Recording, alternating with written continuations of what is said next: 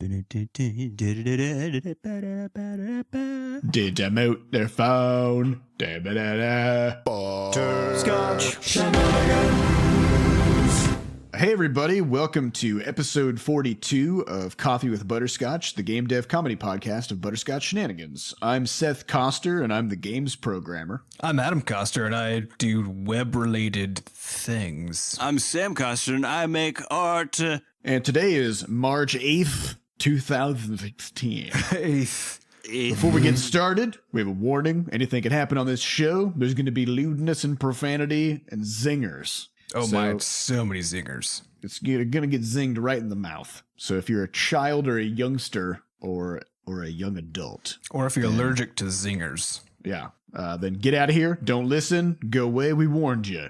Okay. So as part of our new format for the podcast, we are switching over to full-time 100% question taking. So Sam, why don't we just jump right into questions? Let's hop right into it. Thanks for the present. Wait a second. Hold on. No, shouldn't we tell people how to ask questions? Yes. These questions come from podcast.bscotch.net. So head on over there and ask away. And every week we have a new set of questions. So this week's round of questions will be wiped out as soon as we're done recording, and it'll start fresh. So get your questions in there, and you can help shape the podcast. Like a sculptor. Like a sculptor. All right. So the first question begins. We got a lot of newcomers. I'm going to be honest. This new system seems like it's bringing a lot of fresh blood. A lot of fresh question blood. A lot of fresh, bushy-eyed, bushy-tail faces. Yeah. So the first question comes from Tiz, who asks, as indie game devs, I assume you play other indie games yourself. So my question is, how many games do you have in your Steam library?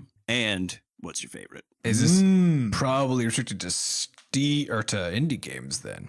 I have a mountain of games in my Steam library. As do I. I think we've been on Steam since, 2000? When did it come out? I've been on Steam since it came out. 2004. Steam appeared with the release of Half-Life 2 as a patching program. Yep. And everybody was pissed about it. And now look what happened. Wait, I guess everybody's pissed about everything. I don't remember people being pissed about it though. What was the beef? They were mad that they had to connect to the internet in order to get Half-Life 2 running. It was one of those kinds of things. My personal favorite is Kerbal Space Program, which is totally an indie game in the sense that they didn't have a publisher. So, it was actually a marketing company that made Kerbal Space Program as a fun side project. And then it turned into the best game ever made. So, yeah, I would agree. That's definitely one of the best indie games, period. And on Steam. So I would say that's probably one of my favorite indies as well. What else even? Which is funny because I haven't actually played it. You guys keep telling me to play it for the past 2 years. I've been like, nope, not doing it. Sam is very resilient. It's your loss, so I don't actually care that you're not playing. Well, you should care out of empathy and stuff. I mean, I try to, but you can lead a horse to water, but you can't make him play Kerbal Space Program. You can't make him play exactly. Well, yeah, he's at a pond. His hooves get in the way of the keyboard and stuff. I would say. I'm trying to think. Yeah, what else? I mean, there's so many indie games now. I think I have over 200 games in my Steam library. That's over basically 12 years of buying stuff. And the vast, vast majority of it being bought on sale or games are less than $10. So games have been sort of, it's been my go-to hobby for quite a while.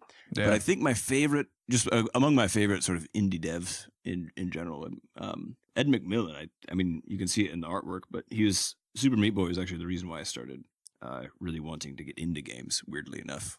It wasn't like a childhood thing. It wasn't like, oh yeah, I used to sit around with my brothers playing on an Atari, and we've been making games for 40 years or whatever. We did not have an Atari. We didn't have much in the video game side growing up, so it actually happened for me my junior year of college, which I think was when Super Meat Boy came out. And I remember I played it. I played the crap out of it, just straight through. It was like I'd get home from school, I'd get my studying done, and then just the rest of the night would be Super Meat Boy for 10 days straight until I finally beat the final level. How did you do that? That's such a stressful game. It was, I don't know. It was just so fun. And then I remember looking at it and then and thinking this was just such a good experience and it was so hard. And then Binding of Isaac came out and I played that and I was looking at the art, and I was like, this art is terrible. I'm pretty sure I can make art that's this good. Which of course is hilariously wrong on so many levels. So that's actually Ed McMillan. Me thinking You should probably explain which part was wrong. I mean, the whole thing. The idea that the art was bad, for one. Right. It was actually just creepy. Just Gross. before we get some haters screaming at us. Yeah, it was actually just creepy and gross. Yeah, to be clear, it's not terrible art. Yeah, not at all. And it's extremely inspired by, like, it has a lot of ties in with Catholicism and stuff, which is interesting when you read into the back history of all this stuff. Yeah. So yeah, I mean, it was funny though, because for some reason it was approachable enough where I was like, oh, I could do that. Why not? I could do that. Yeah, it's easy. So I think Everybody that can one do it. just kind of always will hold a special place for me, because I honestly think those two games in particular, and Ed McMillan as a dude, is basically the reason why I ended up doing what I do and what we do now. So yeah, that's my favorite one. Actually, though, I have to retract mine. Was My choice of Kerbal Space Program. My favorite indie game of all time was World of Warcraft. Yeah. Yeah. You mean I before it was publicly traded? Yeah, I mean, at the time that the game came out, Blizzard was a self-funded independent studio. So, that's an indie game, right? Right. It's so funny to think of them as indies, but yeah, absolutely. Yeah. Indie just means independent. So that's mine. That was mine at the time, for sure. All right. Well, let's hop into a general life question. And this one's from Atrusan. And Atrusan, who's one of our lovely moderators, asks, have you ever wrote a poem to impress a girl? And if so, tell us the poem and her reaction. I'm going to turn this over to you guys. I was going to turn this over to you, Sam. Well, I've never written a poem voluntarily in my whole life. What does that mean? You wrote it under duress? Yeah, I took a creative writing class in high school, not knowing that I would be required to write almost exclusively poems for the entire class. It's just not my style, I feel like if you want to say something, just say it and don't be all elusive and weird about it. But that's just me. But Sam wrote a book. There is a book of poems, which I don't want to. Still purchasable? I think it's still. I'm going to look it up right now. I'm pretty sure it's still. Wait, tell the name. Tell our dear listeners. I don't want you to buy it. It's terrible. I wrote it I wrote it my first year of college. Oh God, it's still purchasable. Little 19-year-old Sam wrote his poem book called Metaphorgasm. No, it's so terrible. I just found it on Amazon. Dude, it has. My God. It's got 5 stars. Yeah, There you go. I think it's your friend Adam, your friend from college, Michael, who recommended it. Oh yeah, it is super terrible. But yeah, I actually did slam poetry in college for fun. I never wrote poems or anything, but then when I got to school, for some reason, it just was a thing I was doing. And Slam poetry, that's like when you get up on stage and you insult speak. people. Oh, okay. Yeah, it's just it's not like a rap battle situation. It's like Oh, okay. That's You what just- I was thinking. basically spoken word poetry, right? It's not an Eminem sort of Sam, situation. I see. So I'm don't- digging don't this a little even- bit deeper on the location at which it is available for those of you who are capable of Googling and finding things. Do not. No, but here's something I discovered. So What? there's 2 used copies of it being sold. One is being direct shipped from Japan and is going for $115. Hey man, I'm big in Japan. Apparently. Well, you're big as an export from Japan. Would be How many copies have you sold, Sam? I honestly haven't gotten a check from Amazon. I don't know. Probably none. Be my guess would probably be none. Man, you had some bangs on there too. Yeah, dude. This is on when the- self-publishing was like just becoming. It was like brand Yeah, new. it was all the rage for a little while. And so I was like, oh shit, you could just self-publish a book and people will buy it. Well, it's not true, of course. It's the same Like as video everything. games. It's the same as video games. So yeah, long story short, a true son, I wrote an entire book full of poems to impress multiple women. Every girl. Yeah, all Every of them. girl, in fact. That was the intention. did I I- guess, but the did last I part is, press- did it work? Did it work? I mean, probably not. I don't know. I mean, how do you tell? I don't know, man. This is one of those things where we were actually talking about this earlier, where every year you look back on the things that you did earlier and it's just embarrassing as hell. Oh yeah, You dude. know? I read even like a year after I wrote those, because I got into the Grand Slam my sophomore year, which is a year after this thing came out. It's like the That's Super where- Bowl of It's basically- people yeah, it's standing on so- stage and talking. I feel Well, like you're because there's a mixing bunch of- sports terms there's potentially. there's 5 sort of pre-slams, like once a month, leading up to the Grand Slam. And at the Grand Slam, it's the top 2 people from each of the previous slams get to compete. Wait, is this like a national thing or? No. This is just at WashU. And then if you Yeah, won, way less in the impressive top, now. Oh yeah, way less impressive. But if you're in the top 3, then they had like a team that actually went to nationals, and they did very well actually. But wait a minute. What? So it's not competitive, or no, it is competitive, it is. but it's not a battle. Correct. Okay. Yeah, you So, come so with each pre-written person stuff. just goes up in succession. Correct. I see. And Okay. I always had a hard time because I think I was mainly just people were just entertained by me, which I think was the difference. Because I didn't write any sad stuff. I always just wrote about like my laundry or getting terrible haircuts. Like that was sort of my bread and butter for poetry, as opposed to like everybody else's stuff was like really intense, upsetting things. And then I would come up there after like 4 of those, deliver something funny. And I People think were it was so just such a relieved. relief. Yeah, I would just get like bonus points for being comedic relief, essentially. So that managed to get me through to the Grand Slam, but no further than that. So yeah. Yeah, Well, I it think was a it's good true try. it's true for the the kind of indie games as well, right? It's you're taken more seriously as an indie the more serious your games are. Yeah. Well, You know, I mean, within the circle of indies. well, it's Yeah, kind I of mean, I like what we were guess just so- talking we've about. talked about Like this. nobody would consider World of Warcraft an indie game. Yeah, But it completely fits the definition. But it's it's a very highly polished commercial product made by a huge team, which makes it a little bit Doesn't different. feel for people, I indie. think. Right. Yeah. Yeah, I think I mean we've talked about this a bit before, but I don't personally feel like we fit very easily in the sort of indie games space, honestly. Because we do take Yeah, I more of always the- feel like the when we- independent when part we of it put, and less of the sort of indie part. Yeah, I always feel like when we put our game into something like we've entered into the IGF, the Indie Games Festival, and I'm confident that we will never even get nominated into the finals for anything. I don't know why. I feel like the stuff we're making is just really different than what a lot of people expect out of It an just indie it kind of feels like we don't fit, I guess. And we had this happened at Indie PopCon as well when we went up for the Reboot Indie Awards. It was the same sort of like we're wearing like our Butterscotch t-shirts, and we have like we're very intense about branding all the time. So everything. Yeah, was we like have our very- logo on everything in the It's universe. so yeah. I don't know. I've never felt like we totally belong in the indie sphere, which is We exist in no man's land. somewhere between indie and somewhere between No Man's Land and No Man's Sky. oh god. Oh, do we Did want you to see, talk? did you see No. what I did there? Do we want to talk about that? Well, so it is pre-orderable. You could pre-order it now on Steam for $60. What is there even to say about? Well, let's say That's for the those who thing. don't know what No Man's Sky is, No Man's Sky is a game. It is a game. Sure.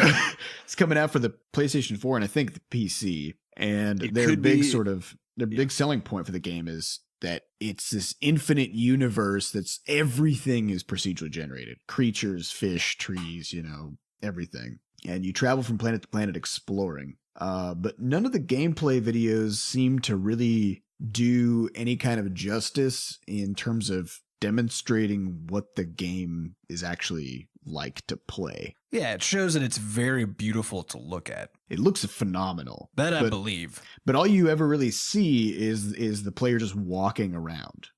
You'll swim in water and it's like you discovered a fish, and then you just discovered a cave, and you discovered this planet, and nothing seems to happen as a result of Yeah. that. Well, I think I'm probably wrong. It I could hope I'm be like the biggest. I mean, it really could be the biggest indie game to like as far as production and just general impact to come out in a long while. It could be that, but I think it's very much hyped up to feel like that and to be that. But it could also be like the major disappointment of the indie scene. Well, I mean, it's hard to live up to that level of Yeah, I hype. know. I kind of feel bad for him because it's like even if the game's really good, I mean, like really good's not going to cut it for the amount of hype. Honestly, that's behind this thing. It's got to be like It's going to have to be just knockout. stellar. It is very hyped. Yeah. So I really hope it does well, but it is a little weird looking at the gameplay videos where there doesn't seem to be much gameplay going on. But there is video, so There is video. They do have. they got half of it. Well, speaking of, let's go on the gaming questions route. This is one from Frog Ninja, who asks, which game genres do you like and which do you not? Just to kind of carry on the gaming theme here. Yeah, to me, this is an interesting one because people do so strongly. I guess identify is the wrong word, but just kind of choose a genre and then they don't stray from it. I mean, this is I think true for people in just about any category of thing, right? Like they tend to, once they find a kind of food they like, that's what they eat. Once they find a certain kind of movie, that's what they watch. Mm-hmm. Yeah, And it's the same with games. So I people don't know, need to be more open-minded. Damn it. They do. I used to exclusively play first-person shooter games. Not necessarily, actually, usually not the multiplayer, killing each other oriented ones, but more things like Half-Life and that sort of thing. And but I also really liked the multiplayer ones. But that was used to be. I used to consider myself a first-person shooter player. And then at some point, I just started trying other stuff, and now actually first-person shooters are one of the rarest games that I play. But that's not because I'm actively trying not to play them. It's because as a genre, that's one of the most boring genres there is, because it's every game is effectively the same. Your means of solving any problem is to shoot it. And so they're super fun because of the skill component. But in terms of first-person shooters as a genre, really, it's kind of all one kind of game. And I feel like if you really want a good high-skill first-person shooter, play some Tribes. Oh, absolutely. Tribes is amazing. And it's got some things it's doing differently too, right? That actually make it interesting. Yeah, you can fly. But with all these other genres, though, there's just so much more interesting room to explore for kinds of stuff that you can experience as a gamer. So to me, it's just a mistake, period, to decide that you like or don't like a genre and then not play games accordingly. Because the fact is that almost any game that is considered to sort of define a genre of any kind is going to be a worthwhile experience. Yeah, well, this goes back to some of the stuff we've talked about before, just in general with game dev, which is that there is an underlying structure to all games, which is the loop structure. And so the reality is that if you just enjoy games, if you enjoy like a type of game in general, it's also very possible that like the attraction mechanism in there, part of it is based on the fact that it is a game and that it shares those underlying sort of universal qualities with other games, right? So we actually got this comment a lot from people who played Crashlands, where they're like, yeah, I really don't enjoy survival games. I don't enjoy crafting games, but this game was right up my alley somehow, right? And I think in reality, it might just be because it's a game that pulls on the loop structure really well. So if you have any well-designed game, no matter the genre, it would probably be the case that you would enjoy it, I guess. Yeah, I think it's answer. Yeah, because I think it's the case that there's nothing about a crafting game that should make it just not fun all of a sudden, right? Like just because you are harvesting items and crafting stuff out of them, that alone shouldn't be enough to make a game boring all of a sudden. Mm-hmm. So yeah, it really just comes down to what the game is doing. For me personally, I do actually have a lot of trouble with puzzle games. Maybe it's because the loop concept is a lot less present in puzzle games. I don't know, but for me, so I played Thomas Was Alone a while back, and I just couldn't get into it. And the same with the Talos Principle. A number of these kinds of puzzle games. And for some reason, maybe it's because it's so binary. Like either you understand. I think that's a lot of it. Well, yeah, like you can't make incremental progress on solving a puzzle. Either you get the solution or you don't. If you don't, then you're stuck. And if you do, then there's that kind of like then you have to do the work of actually implementing it. Yeah. And it doesn't feel like you're making meaningful progress when you're just sort of like enacting the thing that you've already figured out 5 minutes ago, and you're just struggling to actually make it happen or something. And I think one of the only puzzle games that I've really loved was the Portal games. Yeah. And that was probably because there was a lot of really fun physics stuff baked into there with, flying through walls and whatnot. And also all the narrative and the jokes and the humor and everything. Yeah, I think without the story that went along with it, I bet it would have been a much less awesome game. And I think another thing to realize is that it was such a new kind of thing that the novelty of the experience itself was sufficient to drive that game. Yeah, I mean, there weren't any other first-person puzzle games based on physics, if I am recalling around that time. Or certainly not many pioneered. Yeah. So I think there's always that. And I think it also kind of, I mean, for me, it also just depends on the mood I'm in, right? Which is that depending on the mood I'm in, there's certain genres of game that I will enjoy way more than other times. So for example, Diablo as like a sort of hack and slash clicker, which it actually is basically a clicker, though in a very elaborate one. Yes, it is. I love if it's like a Saturday afternoon and I feel like not thinking, I love playing Diablo. Diablo is like my bread and butter game. That I just, I know it'll always be there for him. It's like my best friend from childhood. We can just go. That's back kind of and- where Rocket League has gotten for me. Right. It's just like a quick thing to pick up and play. And again, I'm not into sports games normally. Right, but Rocket League is just really good, right? It's just really good.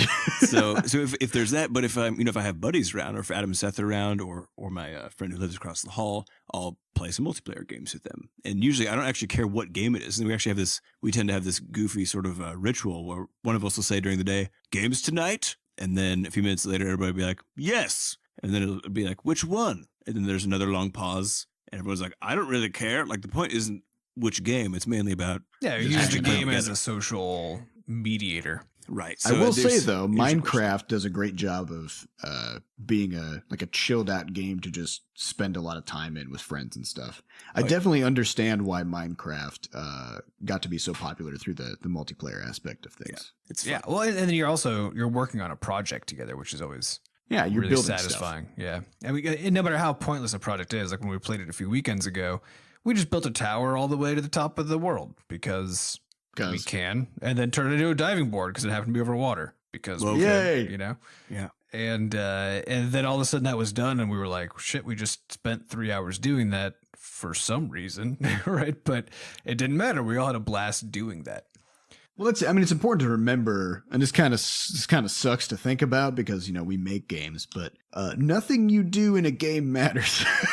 It's true in any game, no matter what. So it really is just about the people you're playing with. Well, and the experience that you take away from it. Yeah. Right. That's what can matter at the end of the day. But I mean, it doesn't pull anything out into the real world other than like the emotional experience that you took from it. So. Right. Our next question is a dev question from Nernath Arnediad, which is a great. Is that how you? Little tough to pronounce. Is that how you say That's that? my go at it. That's my go. That's pretty good. She, I don't know what flavor, asks, do you all think having graduated completely outside design and computer science courses had a positive or negative outcome in your game dev or studio running? So for those who aren't in the know, I graduated with a psychology degree and no art background and sort of minimal web programming experience. And Seth was doing a JD MBA and then dropped out to do web stuff and game programming and hadn't had any. Yeah, prior to that, I was finance and economics background. Right. And Adam is a full-fledged PhD in molecular biology. So, what do you guys think? Do you think those other sort of modes of thinking helped or have hurt? Well, unfortunately, we can't do the experiment to actually. If only we could split. Well, I think. Yeah, but the question, really just comes down to: do you feel like you pull from the experiences that you've had? Not being a game developer. But wouldn't that be true even if you were trained as a game? Like you would pull on those experiences, so they'd be different. I mean, you'll pull on whatever experiences you have. Yeah, but the way I see it is like if you were to go to school for game design, then you would be learning about everything purely in the context of game design. Well, and most importantly, you'd be learning about what other people think about what game design is supposed to be like. Mm-hmm. Yeah, and that's been a big thing for us. Is actually not having to. Actually having to forge that path, as a unit ourselves, like making up all this shit as we go has been, I think, very, very helpful for us actually. And I mean, early on, Seth, you and I got bit by this when we made Talfight because we read a ton of Gamma Sutra articles, and at the time, everyone's really freaking out about free to play stuff, and there's a lot of I don't know, angst in the air about free to play in general, and so we didn't make a free game for our first one, and that was a terrible idea, like a truly it was bad. Studio destroying sort of terrible idea if we'd been a little more poor with our time on that. So I think it's actually been really helpful to not know what the hell we're doing, if that makes sense. It allows you to take a step back and look what everybody else is doing and actually ask, does this make sense? But if it's true in any field, right? If you go through the field in the standard way, then what you're taught is how things are supposed to be. And this was true for me going through my science career as well, is all the way up until the very end, I was being taught how things were supposed to be. And at some point, there are all these points where I was confused because I was like, I don't feel like this makes any sense, but everybody says this is how it is, right? And I was just a lowly student, so I just figured there was something I must not know enough yet. Yeah, and I mean, the fact is, it took me halfway through a PhD to realize that there were a lot of things that were just seriously wrong with how people were doing stuff. And a lot of the reason I was even able to do that was because of how far I deviated from the normal path through molecular biology, which was my degree. Because I spent about half of my time doing computer programming and making little robotic programs to analyze my data and stuff. And as a consequence, I was able to think about problems very differently than everybody else was. So I think it's universally true, I think, that the more diverse your experience is, so the more ways you can approach a problem, the better off you are. Yeah, it's like putting your eggs in different baskets, right? You're going to have a better, more angles to observe things from and not necessarily get stuck on one particular way. Yeah, and if you want to think about it from a metaphorical context, perhaps even a metaphorgasmical context, there's that saying of when you're a hammer, every problem looks like a nail, right? Well, if you aren't just a hammer, then you might actually solve the problem. What if more you're one of those appropriately. sweet, like Swiss Army knife tools? But Yeah, if you're a multi-tool, yeah, then your problem is, you will probably solve it more reliably. Because if it's a screw and not a nail, and you just go smashing it into the wall, then you're going to have a bad time. Yeah, the lesson from this podcast: don't be a tool, be a multi-tool. That's right. Yeah, I definitely pull from my economics background when it comes to game balance, for sure. Mm-hmm. So and your finance, your spreadsheets. Seth makes shitloads of spreadsheets. Just like it's actually the case though that what I learned about growth models and stuff in finance and making projections and figuring out how all these different numbers work together. I mean, I apply that stuff daily to the design of our games. So yeah, I mean it was super helpful. Well, this is another good question. This comes from Pixel and Bracket along the dev line again, which is: we know Game Maker is your weapon of choice, which it is for making 2D games, but can you give aspiring developers a little more insight onto why it is that you chose Game Maker over something like Unity or anything else? So I think this kind of fits in with what we just talked about as far as not knowing what the hell we're doing. So Seth, you in particular, do you want to speak on why it is that we sort of stick with Game Maker? Well, I think two reasons, one of which is not a good reason, and that is it's what we started with. Which is typically what most people use is the thing they started with.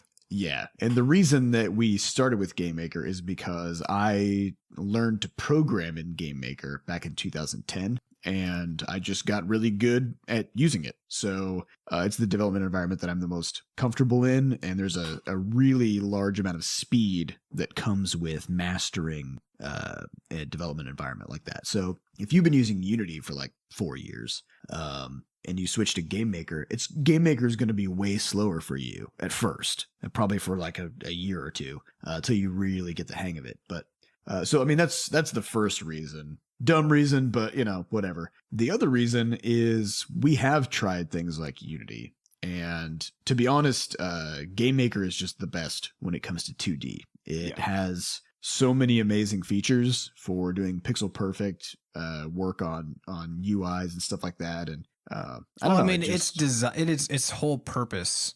To me, this really is a question of is using the right tool for the job. Like that. Again, that's what it is, right? Be a multi-tool.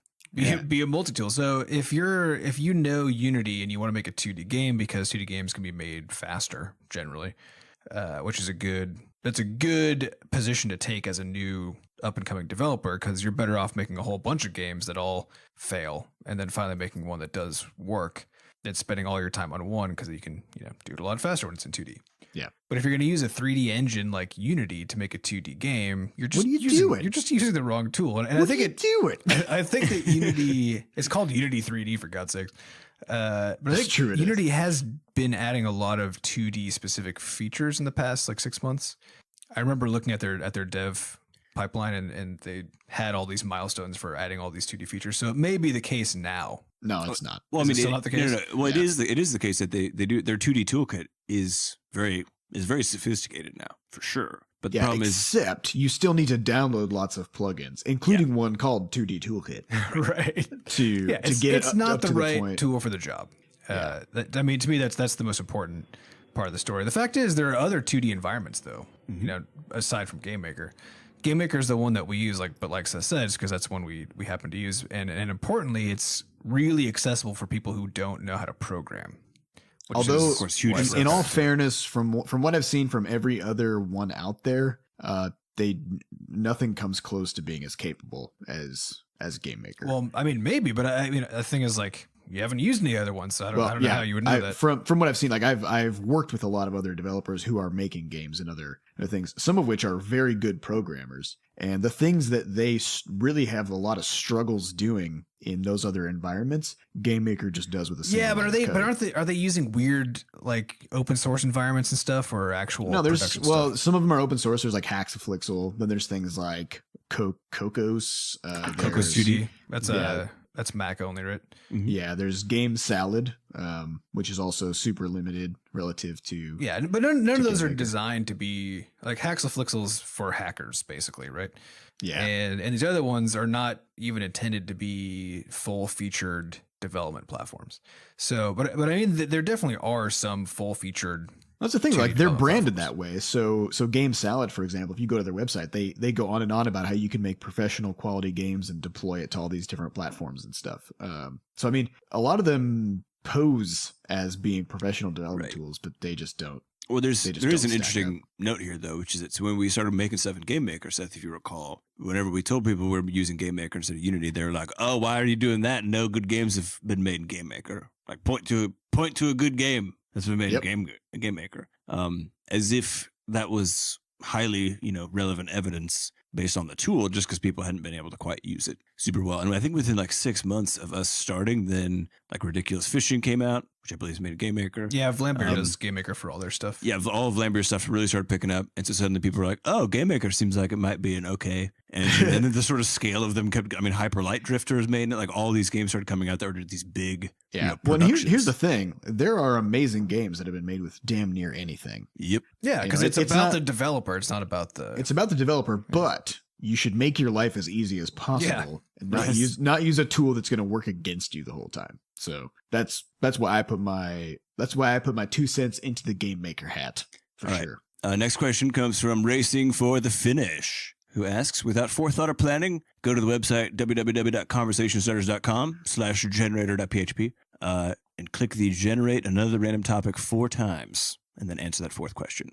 So Seth actually did this and put it in here. And the question was... Now, I will say the 4th question was super lame, so I clicked it again. So this is actually the 5th question. This is the 5th question. We went the extra mile. What is the first thing that you think of in the morning? Adam, go. I think, oh God, waking up is the worst. I need coffee. Seth, go. The first thing I think of... Mm-hmm. I mean, every single morning, the first thing I think of is sleeping more, for sure. I'm pretty much enraged. I slapped that motherfucking snooze button so hard, so many times. I think I'm usually just so genuinely agitated in the morning that I don't think of much. I just feel a lot of rage. I feel. That's my morning routine.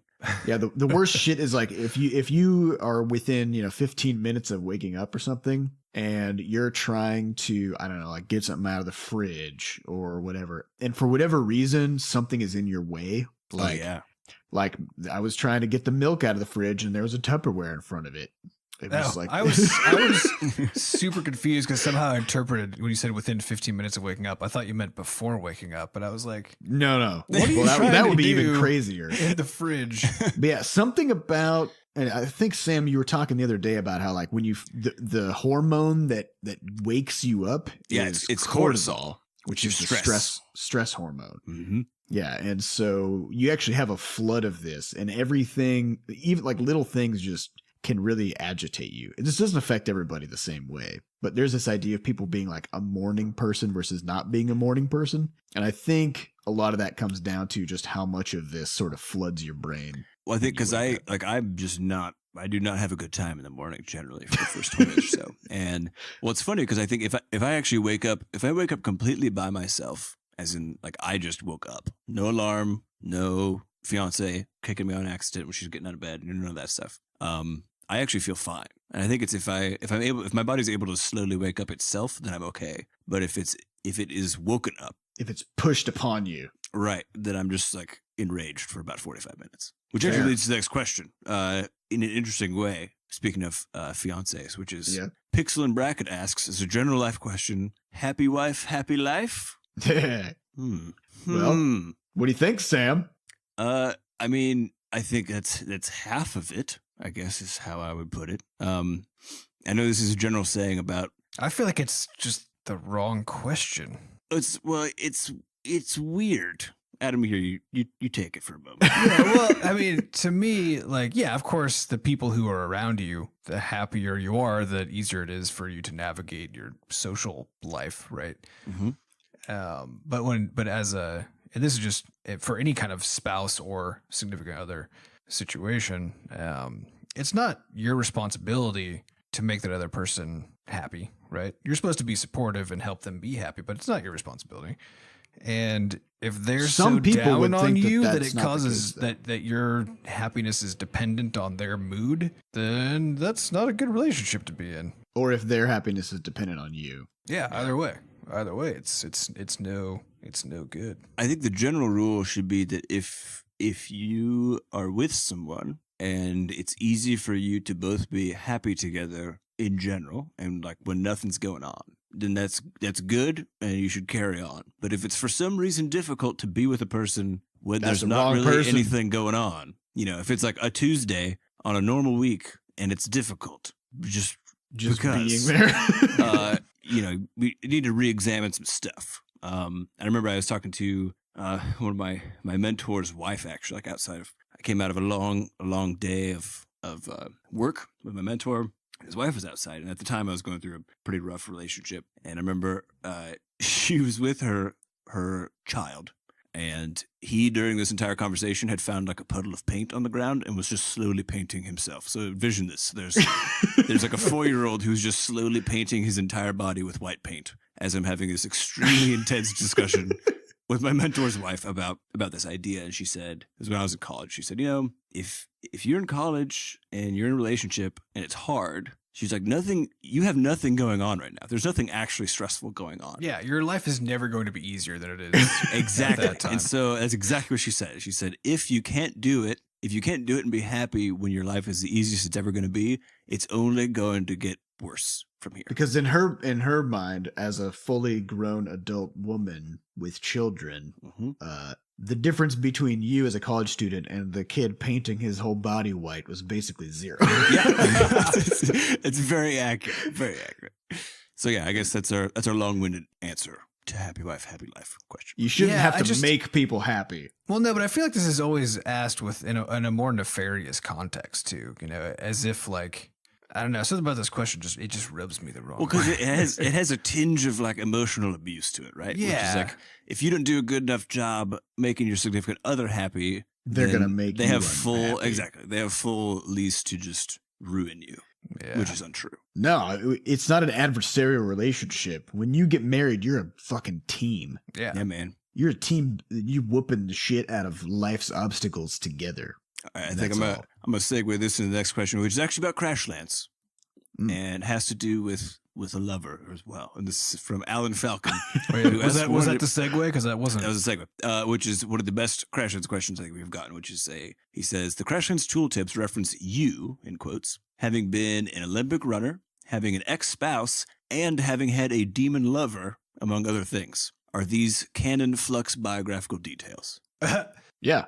I think Actually, so. yeah. Are they talking to the player or are they talking about No, Flux? it's They're talking about Flux. Yeah, it's from all the tooltips are written from the perspective of Flux. So See, this from, actually from her perspective or about Flux, I think. a Because obviously they're not written from her perspective. well, She wouldn't call herself probably yeah, she wouldn't call herself you. That doesn't make any sense. It's probably Juicebox talking. it's probably Juicebox recording on Flux's behalf. Right. So yeah, because it also says things like, if you like a yellow gem, if you hold it up to your eye, you immediately become self-conscious. That kind of stuff. right. So they're all about you as Flux interacting with these items and examining them. So basically, by Seth digging into his weird subconscious, oftentimes somewhat drunk, at the ends of evenings, write these tooltips. He effectively created. I created Flux's backstory. Flux's backstory and subconscious thoughts and way of being. I'm going to need Yes. to read through these and make up some new lore. I hadn't thought about it like that. this But is I Just think- rich- bear in mind that there's about 980 of them. and probably some are contradictory in this kind of context, but that's fine. Oh, no, no. People are They're very complicated. consistent. Okay, He was aware of all the other ones while he was writing any given one on it. that's impressive. You know how most people's working memory can only hold 5 to 7 things at a time? Mine Yeah. holds 973. We better not put any more things in there. No, before Yeah, next it hit one. its peak. I'm out of RAM. The next question is from Batman's Puzzle, which I'm How curious. does he remember how many Z's? Yeah, I was wondering exactly that. 6 Z's. 6 Z's. Maybe that's how. 6 Z's. For some reason, that just feels good. 6 It does Z's. feel good. If you eat 6 apples and 5 pizzas, when's the Crashlands t-shirt coming out? Well, if you do all that at once, never, because we'll die from that. That's true. But the new Crashlands t-shirts are actually coming down the pipe. We got the line work drawing in yesterday, I think. And it's looking pretty cool. Super cool. It's a Very different. So we chose this guy because he has his own sort of style, and it's very cartoony and occasionally kind of grotesque. And I saw his work, and I was pretty immediately interested in having him do the t-shirt. And we'll see how you guys like it. I think it's a bit nutty.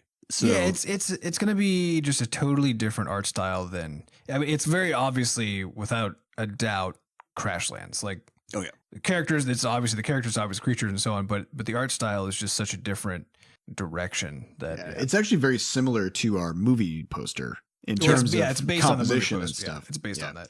It would But, actually be yeah. interesting if we, and I know, I think we can't because of the number of colors that would be required, but if we were actually to sell the movie poster t-shirt and this one that we're making, just to see what people's preference would be.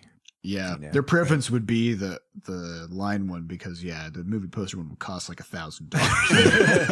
Too many colors. It has every color. Yeah, but in I the think universe. I mean, it's turned out it's really cool. It is really really cool. And like I think all of us, because this is the first time we've worked with this new artist, and it's always just interesting seeing people's sort of they take the stuff you've made and they internalize it and then spit it back out in their own sort of way. And I mean, this happened with Eric, who's done all the paintings, and we're used to him doing it now.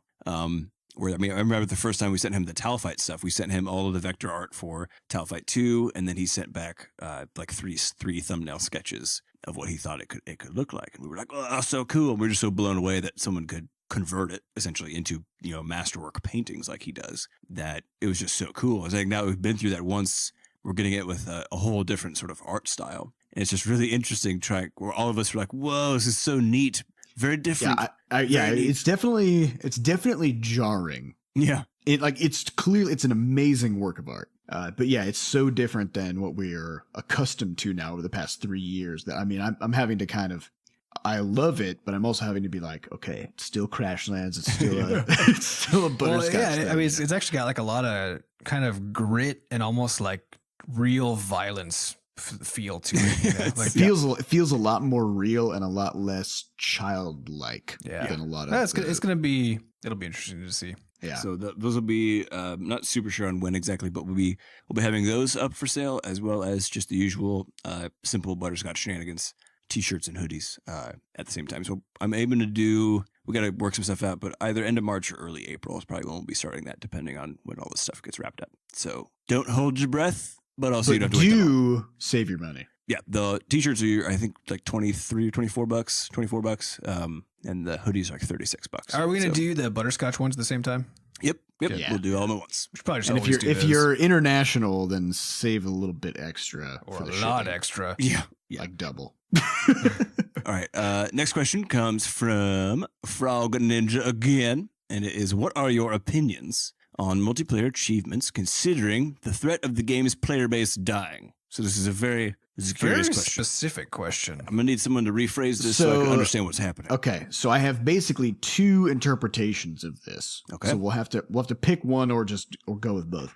So one is, does it matter if people get achievements in your game because they're all gonna die anyways? That's one way to. As in, like they're gonna die in their own lives eventually. Yeah, the player base is dying. What's the point of doing anything? I Really? guess it does Exactly. literally say dying in there, doesn't it? Exactly. The other interpretation would be if you have a game that is entirely multiplayer driven, then some of the achievements in that game will become impossible to get over time because of the fact that if you don't have anybody to play with or against, you cannot acquire those achievements. Okay, so this is Right. this is about games being able to die that's really what it's about. Yeah, right? but interestingly viewed from the perspective of achievements being something that matter outside the context of the game. Yeah, to me that's the interesting part, because I'm like, achievements are the least Achievements consequential part of this whole problem of a game's player base right, dying. right. I Because think- the way I see it is achievements are social things. It's like a trophy Yeah. saying that you did something, and a trophy only matters if other people are also interested in that thing. Like if I had a trophy on my desk for like dog ball, everybody would be like, "The fuck is that? I don't even know." Although it Who sounds cares? really interesting. it sounds close to dodgeball. It would be pretty fun. Dodgeball? Because of Dodgeball. the fact that nobody else plays dog ball and nobody knows what I'm talking about, then that trophy might as well just be a paperweight because it doesn't bear any cultural significance. That's true. So achievements are the same way. So yeah, Well, I don't mean, know. I think the greater question, the question in here that I'd like to focus on is just how is it and how strange is it that a creative work can actually die? Like games can actually die, right? We've seen this. multiplayer games. Yeah, in multiplayer particular. games that are purely multiplayer experiences. We've seen this with there's like a Star Trek one that got sunsetted a while ago. A couple of Star Wars ones now. A bunch of mobile games. Tons of mobile WildStar. games. Yeah, God. WildStar. I mean, WildStar hasn't died yet, but I mean, Well, it did die, and then they resurrected it. Oh, right, right. Yeah, So- it was bad enough that I tried to play it during like right before it went free, and there were only 2 servers left. And on the server that I was playing on, I didn't see or hear from a single other player in 6 hours. Oh my god. oh, It was just like the world was completely empty. Creepy.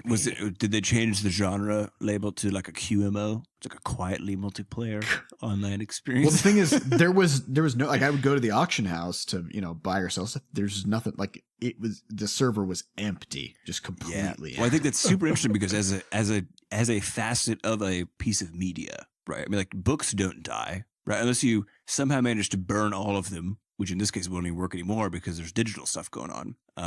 Like how odd is it that games as a medium are one of the few mediums where the thing that you made can actually it can die. Cease to It can be. cease to be. Yeah, it's super weird. Super. Well, it's also kind of a magical thing because I know, like, back in my, WoW addict days, even though I didn't have much insight or understanding about a lot of things, I did have a really odd feeling throughout that time. So this was like back when the game first came out. But I had this kind of persistent feeling throughout that time that I was taking part in something really special that I would never get the opportunity to be a part of again. it's kind of like life. You know what I'm saying? Yeah, like experiences come and go like that. Yeah, well, it's kind of and- well, it's like high school or something, right? Where there's like all this shit, like your whole life is impacted by these 4 years of time, and there's And you can't no relive way, it. you can't go You back can't to do get it any again. piece of that. Yeah, it's just now a piece of your history. I have to agree. I think it's actually very cool that can be a thing that happens. I think the sad part though is that unlike things like high school, right, which basically just there's like suddenly you're on the other side of it and you move on to the next thing. When it comes to something like a game, it's actually as if it dies, because it's not just that the game is doing great and everyone's in it and they're having a blast, and then all of a And sudden then they all graduate. You and it's over. graduate, right? Right. Instead, fewer and fewer of people play it. It becomes, the last people in there are the people who love it the most, This is interesting, though. and then it dies like around Because- them. Okay, there are some games that are made to die. Like there are a few games out there that have like been The Flock. yeah, that have been made in such a way that they are supposed to sort of self-destruct at a certain point. What if you made a game that was a really, really good game, but it was known from the beginning that at a certain date in the future it was over, Yeah. right? So if you, instead of, it's kind of like, it's like pulling the plug, where instead of letting it just be in pain and suffer through all Right. these years and just drag along and everybody playing it is miserable and blah, blah, blah, just cut it. Just turn off the life support and let it. That would let it go. probably be better. I think it would be. I don't know. All right. Well, I think we're going to wrap up this episode of Coffee with Butterscotch on that strange philosophical note. sort of dark. Sort of dark. It was dark. Thanks so much for listening. And if you enjoyed the new format, do let us know at BScotchShenanigans on Twitter. We're going to be doing more of these questions. So if you have more questions and you want to get them answered for the next week's podcast, they do get wiped out and refreshed. So go ahead and ask them. You'll be at the top of the pile for next week. And you can ask them at podcast.bscotch.net. And you can also head over to the forums to chat with and harass other members of the community. And if your question got deleted this time, you can just ask it again. See if anybody else loves it more. Yeah, maybe there won't be better questions. That's right. Yeah, maybe. All right. Thanks so much It's for a your new time. week. And we will see you next week. Bye. Bye.